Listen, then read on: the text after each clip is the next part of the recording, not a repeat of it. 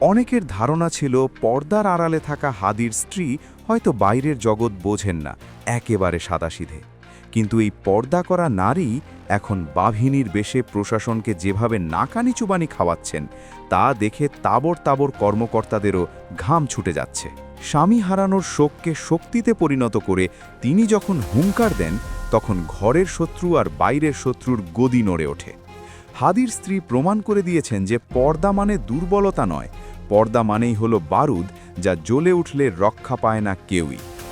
বর্তমানে হাদির স্ত্রী রাবেয়া ইসলাম শম্পা একদিকে 10 মাসের দুধের শিশুকে সামলাচ্ছেন, আর অন্যদিকে দৌড়ারের ওপর রাখছেন প্রশাসনের বাঘা বাঘা কর্তাদের। গত 5 ফেব্রুয়ারি যমুনার সামনে যা ঘটেছে তা স্বাধীন দেশের ইতিহাসে এক চরম লজ্জার অধ্যায় হয়ে থাকবে। তারিখটা ছিল 5 ফেব্রুয়ারি, সময় তখন বিকেল 4টে। স্থান ঢাকার মিন্টো রোডের রাষ্ট্রীয় অতিথি ভবন যমুনা, যেখানে বর্তমানে প্রধান উপদেষ্টা বসবাস করেন। শহীদ ওসমান হাদির বিচার চেয়ে জাতিসংঘে চিঠি পাঠানোর দাবিতে সেখানে অবস্থান নিয়েছিলেন তার স্ত্রী রাবেয়া ইসলাম শম্পা। কিন্তু প্রশাসন তার সাথে যে অমানবিক আচরণ করেছে তা শুনলে যে কোনো মানুষের বিবেক কেঁপে উঠবে। বিকেল 4টে থেকে রাত 12টা পর্যন্ত টানা 8 ঘন্টা তিনি সেখানে বসেছিলেন। এই দীর্ঘ সময়ে তাকে এক ফোঁটা পানি পর্যন্ত খেতে দেওয়া হয়নি। বাইরে থেকে তার সহযোদ্ধারা বারবার পানির বোতল নিয়ে ভেতরে ঢোকার চেষ্টা করেছেন, কিন্তু যমুনার গেটে থাকা পাষাণ প্রহরীরা সেই পানি ভেতরে ঢুকতে দেয়নি। একজন তৃষ্ণার্ত নারীর সামনে পানির বোতল আটকে দেওয়া কোনো সভ্য দেশের প্রশাসনের কাজ হতে পারে না। গরম আর তৃষ্ণায় তার গলা শুকিয়ে কাঠ হয়ে গিয়েছিল, তবুও তিনি জায়গা ছেড়ে নড়েননি। প্রশাসনের কর্তারা ভেবেছিলেন পানির কষ্ট দিলেই হয়তো এই নারী মাঠ ছেড়ে চলে যাবেন, কিন্তু তারা জানতেন না যে এই নারী সাধারণ কোনো নারী নন, তিনি হচ্ছেন শহীদ ওসমান হাদির যোগ্য সহধর্মিণী। তবে নিষ্ঠুরতার এখানেই শেষ নয়, বরং এর চেয়েও ভয়ঙ্কর ঘটনা ঘটেছে তার 10 মাস বয়সী কোলের শিশু ফিরনাসকে নিয়ে। মায়ের সাথে থাকা এই দুধের শিশুটিকে প্রশাসন জোর করে মায়ের কাছ থেকে আলাদা করে রেখেছিল। শিশুটিকে অফিসার্স ক্লাবের গেটে টানা 2 ঘন্টা আটকে রাখা হয়। চিন্তা করা যায়, 10 মাসের একটা বাচ্চা মায়ের জন্য কাঁদছে আর মা ভেতরে সন্তানের জন্য ছটফট করছেন, কিন্তু তবুও তাদের মন গলেনি। প্রশাসন কতটা অমানবিক হলে মায়ের কাছ থেকে দুধের শিশুকে কেড়ে নিয়ে আলাদা করে রাখতে পারে, তা এই ঘটনা না দেখলে বিশ্বাস করা কঠিন। এটা কি শুধুই নিরাপত্তা ব্যবস্থা ছিল, নাকি একজন অসহায় নারীকে মানসিকভাবে ভেঙে ফেলার এক জঘন্য সাইকোলজিক্যাল গেম ছিল? তারা ভেবেছিল সন্তানকে আটকে রাখলে বা পানি না দিলে হাদির স্ত্রী দুর্বল হয়ে যাবেন, কিন্তু বাস্তবে ঘটেছে ঠিক তার উল্টোটা। এই অমানবিক আচরণের পরেই হাদির স্ত্রী আর সাধারণ নারী থাকেননি, বরং তিনি হয়ে উঠেছেন এক প্রকৃত বাঘিনী। প্রশাসনের এই ন্যাক্কারজনক আচরণের পর হাদির স্ত্রী যে ধামাকা স্টেটমেন্ট দিয়েছেন তা এখন সারা দেশের মানুষের মুখে মুখে ফিরছে। তিনি প্রশাসনের গলাবাজি সাইজ করার মতো এক আল্টিমেটাম দিয়েছেন। তিনি স্পষ্টভাবে হুঙ্কার দিয়ে বলেছেন, জান দিব, তবে জুলাই দিব না। এই একটি বাক্যেই তিনি বুঝিয়ে দিয়েছেন যে তিনি জীবন দিতে প্রস্তুত, কিন্তু জুলাই বিপ্লবের চেতনা বা স্বৈরাচারী ব্যবস্থাকে আর ফিরে আসতে দেবেন না। তিনি খুব পরিষ্কার ভাষায় জানিয়ে দিয়েছেন যে 8 ফেব্রুয়ারি অর্থাৎ আজকের মধ্যে যদি জাতিসংঘের কাছে চিঠি না যায়, তবে তিনি আর কাউকে ছাড় দেবেন না। জাস্ট একটা ইমেল বা চিঠির জন্য প্রশাসন যে নাটক করছে তার মুখোশ তিনি সবার সামনে খুলে দিয়েছেন। তার কথা শুনে মনে হয়েছে তিনি যেন প্রশাসনের চোখে চোখ রেখে কথা বলছেন। কোনো রাগঢাক না রেখে তিনি প্রশ্ন তুলেছেন যে সামান্য একটা চিঠির জন্য তাকে কেন রাস্তায় নামতে হবে। তার এই সাহসী আর যৌক্তিক কথাবার্তা শুনে প্রশাসনের বাঘা বাঘা কর্মকর্তারাও এখন তটস্থ। তারা বুঝতে পেরেছেন যে এই নারীকে আর হালকাভাবে নেওয়ার সুযোগ নেই। তিনি জানিয়ে দিয়েছেন যে 8 তারিখের ডেডলাইন পার হলে তিনি যে কঠোর কর্মসূচি দেবেন তা সামলানোর ক্ষমতা প্রশাসনের থাকবে না। হাদির স্ত্রীকে যারা দুর্বল বা সাধারণ ভাবছেন তাদের জন্য পেছনের কিছু ঘটনা জানা খুব জরুরি। এই নারী যে কতটা তেজি এবং আপোষহীন তার প্রমাণ তিনি আজ রাজপথে দিচ্ছেন না, বরং দিয়েছেন আরও অনেক আগে থেকেই। আজ থেকে প্রায় 15 দিন আগের ঘটনা। গত 24 জানুয়ারি সোশ্যাল মিডিয়া সাক্ষী হয়েছিল এক নজিরবিহীন ঘটনার। শহীদ শরীফ ওসমান হাদির মেঝো ভাই অর্থাৎ হাদির স্ত্রীর ভাসুর ওমর বিন হাদি ফেসবুকে এমন এক আজব স্ট্যাটাস দিয়েছিলেন যা দেখে তোলপাড় শুরু হয়ে গিয়েছিল। তিনি প্রকাশ্যে নির্লজ্জের মতো লিখেছিলেন যে হাদির বউকে যে কেউ নিয়ে যাক, শুধু হাদির সন্তানকে তাকে দিয়ে দেওয়া হোক, যাতে তিনি সেই সন্তানকে দেখিয়ে ইউকে বা যুক্তরাজ্যে সেটেল হতে পারেন। চিন্তা করা যায়, নিজের ভাইয়ের স্ত্রীকে নিয়ে এমন কথা কেউ বলতে পারে?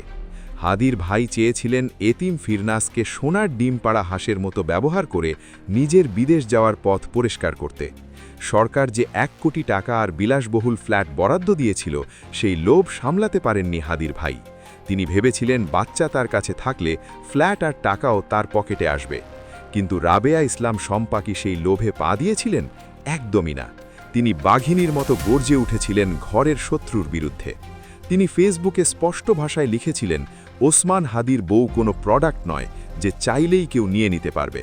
তিনি বুঝিয়ে দিয়েছিলেন যে তিনি কারো দয়ায় বেছে নেই এবং তিনি কোনো পণ্য নন যাকে হস্তান্তর করা যাবে। তিনি সরকারের 1 কোটি টাকার ফ্ল্যাটও ফিরিয়ে দিয়েছিলেন শুধু একটি কারণে।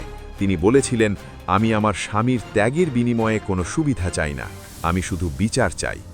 যে নারী 1 কোটি টাকার ফ্ল্যাট পায়ে ঠেলতে পারেন এবং যে নারী নিজের ভাসুরের মতো ঘরের শত্রুকে উচিত শিক্ষা দিয়ে সন্তানের অধিকার রক্ষা করতে পারেন, তাকে কি কেউ পানি বন্ধ করে বা পুলিশ দিয়ে ভয় দেখিয়ে দমাতে পারে? হাদির স্ত্রী প্রমাণ করেছেন তিনি বিক্রি হওয়ার পাত্রী নন এবং তাকে কোনো লোভ দেখিয়ে কেনা সম্ভব নয়। ঘরের মানুষকে সাইজ করার এই ঘটনা প্রমাণ করে যে তিনি কতটা নীতিবান এবং সাহসী। এখন প্রশ্ন হল, হঠাৎ কেন হাদির পরিবার এবং ইনকলাব মঞ্চের ওপর এত ঝড় নেমে এলো? এর উত্তর লুকিয়ে আছে আগামী 12 ফেব্রুয়ারির নির্বাচনে এবং 6 ফেব্রুয়ারি জাবেরের ওপর হওয়া হামলায়। ক্যালেন্ডারের দিকে তাকালে দেখা যায় আগামী 12 ফেব্রুয়ারি দেশে একটি অত্যন্ত গুরুত্বপূর্ণ নির্বাচন হওয়ার কথা। হাতে সময় আছে মাত্র কয়েকদিন। ঠিক এই মুহূর্তে ওসমান হাদির মতো একজন জনপ্রিয় শহীদের বিচার চাওয়ার ইস্যু নিয়ে যখন ইনকলাব মঞ্চ রাস্তায় নামে, তখন সেটা সরকারের জন্য বড় এক মাথা ব্যথার কারণ হয়ে দাঁড়ায়। গত 6 ফেব্রুয়ারি শুক্রবার জুম্মার নামাজের পর হোটেল ইন্টারকন্টিনেন্টালের সামনে ইনকলাব মঞ্চের মুখপাত্র জাবেরের উপর যে হামলা হলো, তা কোনো সাধারণ পুলিশের অ্যাকশন ছিল না। ভিডিও ফুটেজগুলো জুম করে দেখলে দেখা যায় যারা জাবেরদের পেটাচ্ছে তাদের অনেকের বুকে কোনো নেম প্লেট নেই। মুখে মাস্ক আর মাথায় হেলমেট পরা এই বাহিনী আসলে প্রশাসনের ভিতরে লুকিয়ে থাকা রয়ের সেই 103 জনের গোপন টিম। হাদিকে পৃথিবী থেকে সরিয়ে দেওয়ার পর তাদের টার্গেট এখন জাবের এবং হাদির স্ত্রী, কারণ এই দুজনেই এখন রাজপথে তাদের পথের প্রধান কাঁটা। জাবেরের ওপর হামলার ধরন বিশ্লেষণ করলে দেখা যায় তাদের উদ্দেশ্য ছিল তাকে শারীরিকভাবে অকেজো করে দেওয়া। এমনকি সাইবার দুনিয়ায় গুজব ছড়িয়ে দেওয়া হয়েছিল যে জাবের গুলিবিদ্ধ হয়েছেন, যাতে ছাত্র জনতা উত্তেজিত হয়ে রাস্তায় নামে এবং দেশে একটা দাঙ্গা বেঁধে যায়। এই 103 জনের শয়তানি টিম এবং তাদের দোষারা খুব ভালো করে জানে হাদির বিচার চাওয়ার বিষয়টি এখন আর শুধু একটি পরিবারের দাবি নয়, বরং এটি জাতীয় আবেগে পরিণত হয়েছে।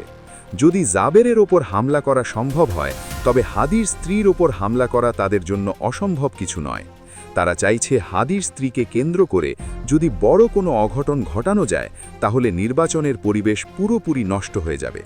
সরকার তখন নির্বাচন বাদ দিয়ে আইন শৃঙ্খলা সামলাতে ব্যস্ত হয়ে পড়বে, আর এই ঘোলা পানিতেই মাছ শিকার করবে পতিত স্বৈরাচারী এবং তাদের বিদেশি প্রভুরা। জাবের যেমন তাদের নীল নকশার শিকার হয়েছেন, তেমনি হাদির স্ত্রীও এখন চরম নিরাপত্তা ঝুঁকিতে আছেন, কারণ এই নারী এখন আর শুধু শোকাতুর স্ত্রী নন, বরং তিনি এই আন্দোলনের প্রতীকে পরিণত হয়েছেন। তাকে থামানো মানে পুরো আন্দোলনকে থামিয়ে দেওয়া। তাই 12 তারিখের আগে তাকেও সরিয়ে দেওয়া বা অকেজো করে দেওয়ার প্ল্যান হতে পারে বলেই অনেকে আশঙ্কা করছেন। হাদির স্ত্রীর এই লড়াই আমাদের চোখে আঙুল দিয়ে দেখিয়ে দিচ্ছে যে পর্দা করা মানেই ঘরের কোণে বসে থাকা নয়। তিনি এক অনন্য দৃষ্টান্ত স্থাপন করেছেন। তিনি পর্দা করে ঘরেও থাকেন, আবার প্রয়োজন হলে পর্দা রক্ষা করেই বাঘিনীর মতো বাইরে এসে লড়াই করেন। তিনি প্রমাণ করেছেন যে একজন নারী চাইলে একাই 100 হতে পারেন। তার কাছে 1 কোটি টাকার ফ্ল্যাটের চেয়ে স্বামীর ত্যাগের বিচার অনেক বেশি দামি। তার কাছে ইউকে যাওয়ার ভিসার চেয়ে সন্তানের আত্মসম্মান অনেক বেশি গুরুত্বপূর্ণ। প্রশাসনের বাঘা বাঘা কর্মকর্তারা এখন বুঝতে পারছেন যে তারা ভুল মানুষের সাথে পাঙ্গা নিয়েছেন। এই নারী সহজে দমে যাওয়ার পাত্রী নন। তিনি যেভাবে ঘরের শত্রুকে সাইজ করেছেন, ঠিক সেভাবেই তিনি বাইরের শত্রুকেও নাস্তানাবুদ করে ছাড়ছেন। আজ 8 ফেব্রুয়ারি, হাদির স্ত্রীর দেওয়া আল্টিমেটামের শেষ দিন। প্রশাসন কি পারবে এই বাঘিনীর আলটিমেটাম সামলাতে, নাকি ৮ তারিখের পর বড় কোনো বিস্ফোরণ অপেক্ষা করছে? কারণ তিনি বলে দিয়েছেন, আজকের মধ্যে যদি চিঠি না যায় তবে তিনি আর কোনো অনুরোধ করবেন না, বরং তিনি এমন কর্মসূচি দেবেন যা দেখে প্রশাসনের ঘুম হারাম হয়ে যাবে। তার এই অনড় অবস্থান এবং সাহসিকতা দেখে সাধারণ মানুষ তাকে স্যালুট জানাচ্ছে। তিনি একা নন, তার সাথে এখন পুরো বাংলাদেশ।